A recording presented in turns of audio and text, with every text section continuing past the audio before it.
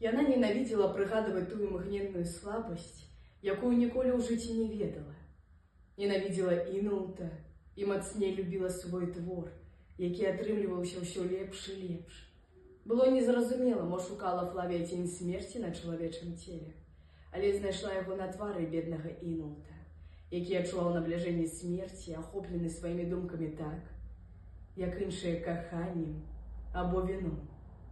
«Мадонна», – прашаптаў, – «мне здаецца, што я паміраю». Яна тузанулася, узяла свой кінжал, і яе першая думка была чалавечая, ад шкадобы, бо хацела вызваліць яго з путаў. Яна саступіла з ляжанкі, і ён, якога хапіла прычуванне блізкай смерці, уже нічога добра не разумеў, толькі падумаў, што яна хоча яго забіць. Яна адышла на крок, взяла свой кінжал і ударила яго прямо ў грудзі. Ён задрыжаў, аж затросся ўсім целам, і паглядзеў на яе здзіўлена. Імгненна ён пазбавіў трызнення. Яму так сцебанула па галаве, што сціснулася сэрца. Інаўту спашкадаваў жыццё, якога не ведаў, якое цяпер губляў.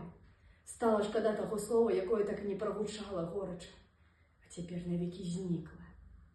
Буйная сляза памалу сцякала па яго твару, і ён зноў паглядзеў на Флавію і усміхнуўся ёю. «Божа, прабач ей», – прашаптаў. Цень лёг на яго твар, і ён з ціхім уздыхам сканаў. Флавія саступіла з ляжанкі, нібы ў сне прайшлася па майстэрні, як самнамбула падышла да свайго твора і не ў прытомным стане стала працаваць з захапленнем. Час ішоў, а Флавія не стамлялася, і калі сонца зайшло і крывавым сваім зяннем заліло майстэрню, Флавія скончыла ўкрыжаванне. Яна адышла на крок, і зянне шчасця, якое немагчыма было выказаць, лілося з яе вачэй. Яна ўкленчана ўзняла над галавою рукі і ўсклікнула: «Я геній, таму што несмяротны твор – гэта справа маіх рук. Я ўзнялася вышэй, чым марыла». Пазней яна паглядзела на свой крывавы твор, і раптам знікла захапленне і шчасце. А Флавія зжахнулася таму, што забіла чалавека. Яна павалілася на падлогу і доўга там ляжала. У майстэрні было цёмна, калі яна ўзнялася. Паглядзела зноў на Інаўта. Ёй здалося, што ён шырако развёў рукі ёй насустрач, нібы па ёй засумаваў. Валасы яе заварушыліся ад жаху. Ніхто не заўважыў, што Інаўт знік. Ніхто пра яго не ведаў і не шукаў. І Донна Флавія магла спаць спакойна. Яна паўтарыла ўкрыжаванне ў мармуры, асабліва завіхалася над тварам Хрыста. Ёй падарвалі залаты венец, яна трымала яго ў руцэ, а вочы яе глядзелі на твар муровага Хрыста, створага на ёю. Дзве вялікія цяжкія слязы пацяклі з яе вачэй.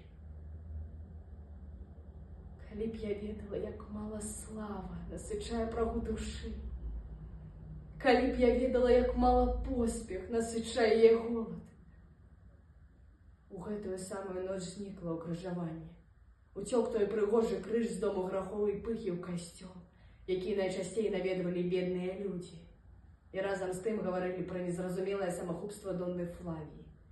Прычына выкаралася, калі стары слуга Донны Флавіі, замучаны да рэшты, расказаў пра ўсё. Ён адчыніў забітыя дзверы склепа, спусціўся ўніз і вынес астанкі беднага Інаўта. Калі вялікая колькасць людзей ішла за бедную труною Інаўта, здарылася нешта дзіўнае. Па ўсім шляху стаялі бедныя няшчасныя, схіліўшы галаву аж над абруху, і гэта не магло не здзіўляць заможных паноў і пані, якія вымушаны былі назіраць праяву такой незвычайнай павагі. Што гэта павага азначае?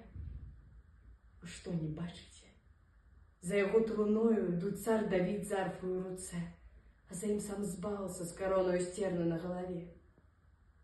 Што маглі бачыць гэтыя ганарыстыя, ап'янелыя ад фанабэры і асляплёныя пустой славою гэтага свету?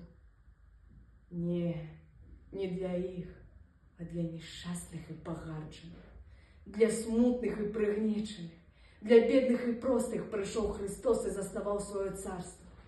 І ён не мае нічога агульнага з тымі, у чыіх руках сіла і ўлада гэтага свету.